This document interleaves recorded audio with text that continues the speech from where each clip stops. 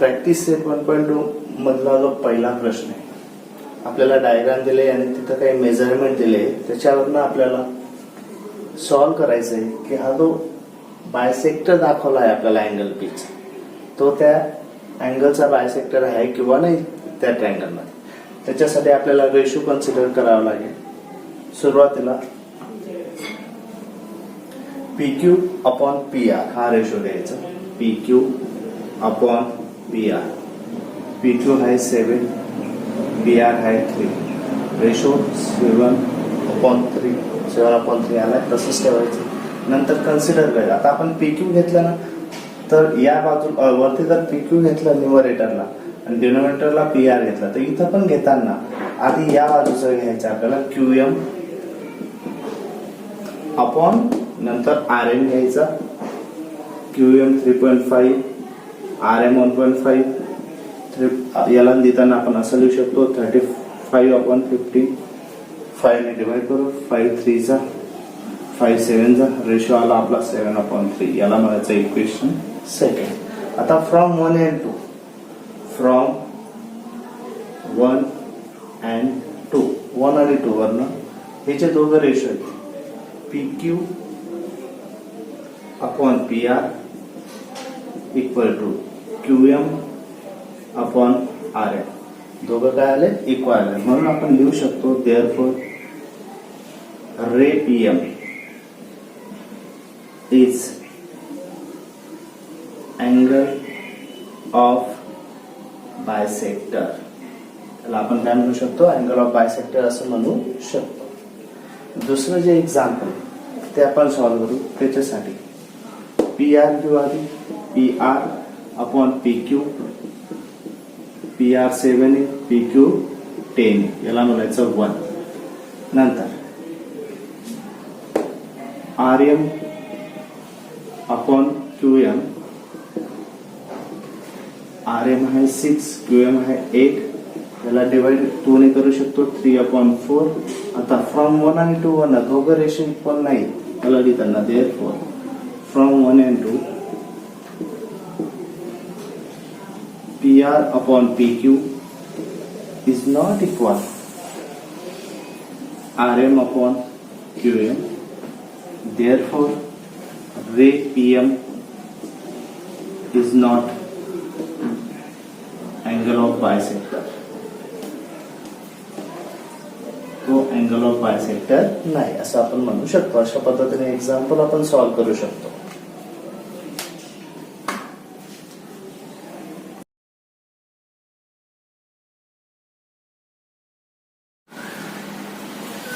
ते second example आपल्याला दिलंय.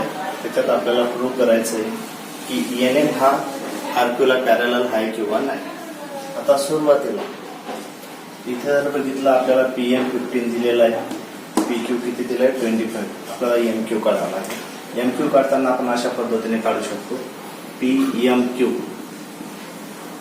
एका लाईनवरची 3 बिंदू आहेत. आता PQ is equal to, PQ ला कसं लिहू शकता? PM plus MQ. PM plus MQ असं आपण लिहू शकतो.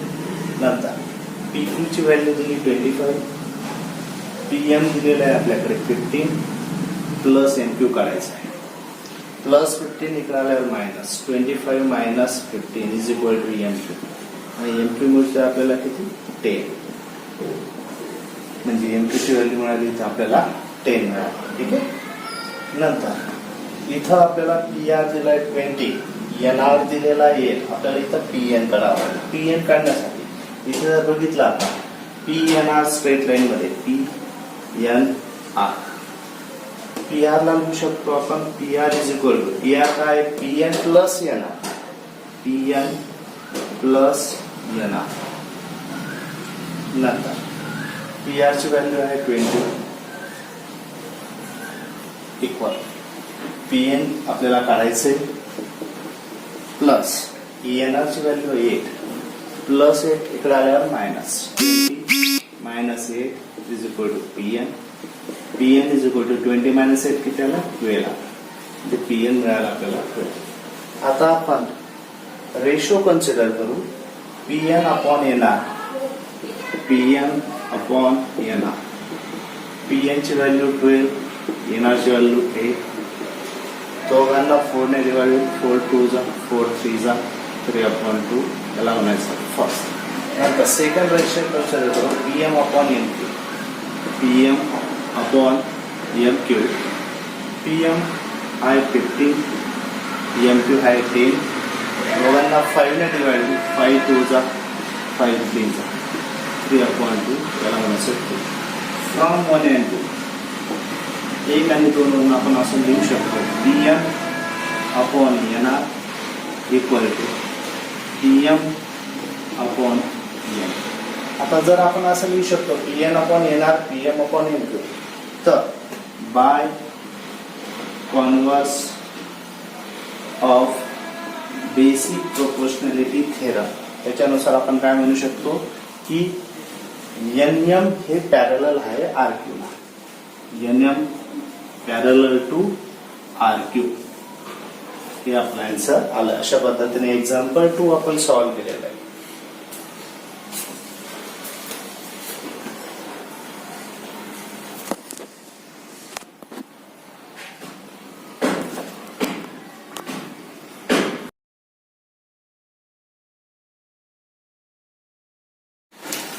तिसऱ्या एक्झाम्पल मध्ये आपल्याला एम एन 5 दिलाय, पी एन 7 दिलाय, एम क्यू 2.5 दिलाय, क्यू पी आपल्याला काढायचा आहे. आता त्यांनी गिव्हन दिलंय आपल्याला एन क्यू हा अँगल यांचा काय बायसेक्टर आहे. मग आपण थेरमचा इथं वापर करू. Property of angle bisector, angle of bisector, property of angle of bisector आपण लिहू शकतो याला N M upon N P equal to M Q upon Q. अशा पद्धतीने लिहू शकतो. एन एम ची व्हॅल्यू आहे 5, एन पी ची व्हॅल्यू आहे 7, एम क्यू दिलाय 2.5, आपल्याला काढायचं आहे Q P. Cross multiplication 5 into Q P, 2.5 into 7. आता इथे 5 मल्टिप्लाय इकडे येताना divide, Q P is equal to 2.5 into 7 upon हा 5 मल्टिप्लाय इकडे येताना डिवाइड, हा 1 जा हा 2 जा, Q P is equal to 7/2. 2 7 ला डिवाइड करेल, 2 1 जा 2, हा झाला 3. Q P is equal to 3.5. अशा पद्धतीने 3.5 त्याचा आन्सर आलेला आहे.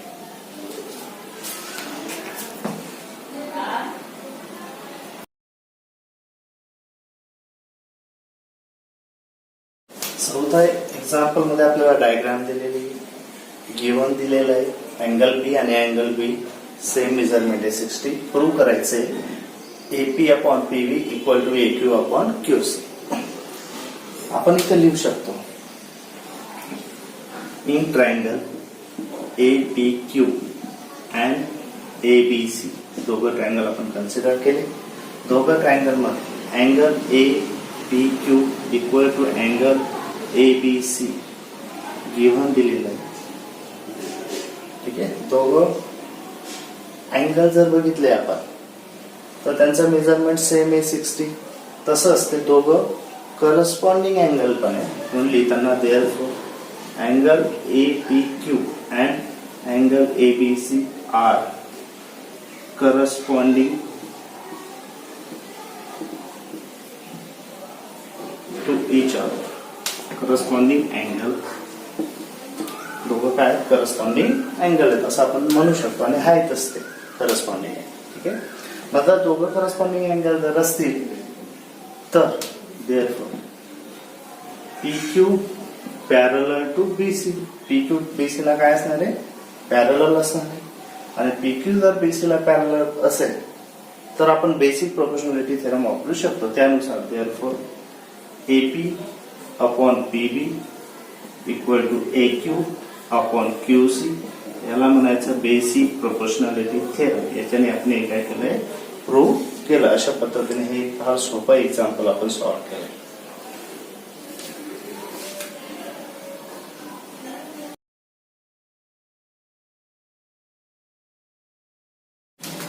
एक्झाम्पल नंबर 5 दिलाय प्रॅक्टिस सेट 1.2 मध्ये आपल्याला बीक्यू ची व्हॅल्यू द्यायची. याच्यात आपल्याला दिले ते AB parallel to PQ parallel to DC हे आपल्याला गिवन दिलेलं आहे. ABCD ट्रॅपेझॉइड आणि AB PQ DC पॅरलल. आपल्याकडे जी प्रॉपर्टी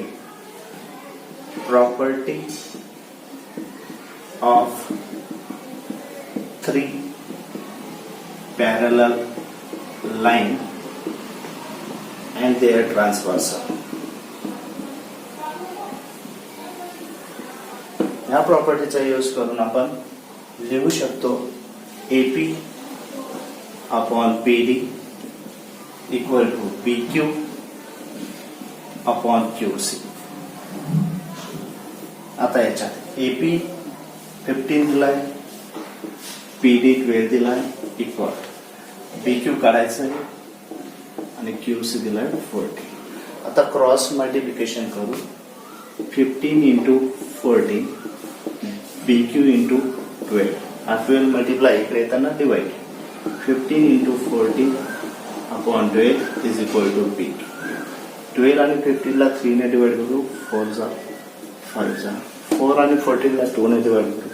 2 7 5 7 जा 35 upon 2 equal to PQ.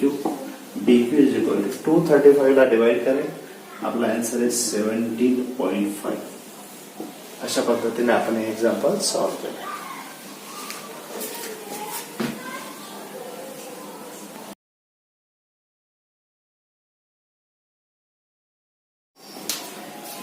Example number 9 मध्ये आपल्याला डायग्राम दिली आहे.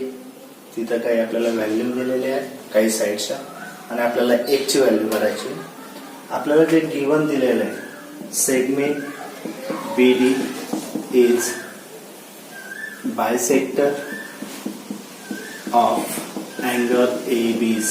अँगल ABC चा काय तो बायसेक्टर आहे. मग इथं आपण अँगल बायसेक्टर थेरमचा उपयोग करू शकतो.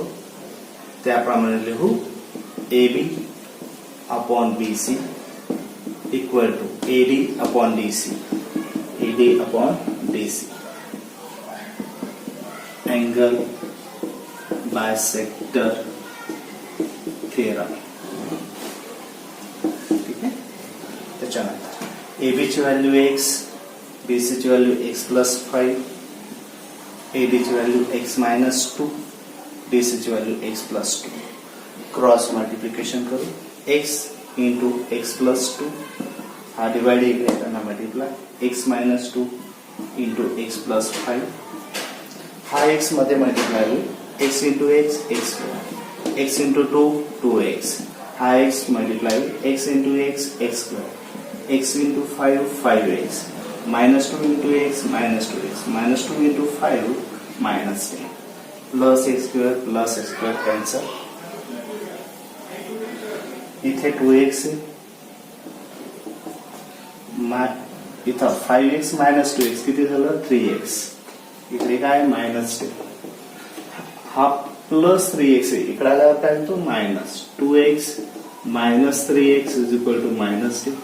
2x मायनस 3x किती झालं minus x is equal to minus 10. Negative positive x is equal to 10. अशा पद्धतीने x ची व्हॅल्यू 10 आपल्याला मिळाली.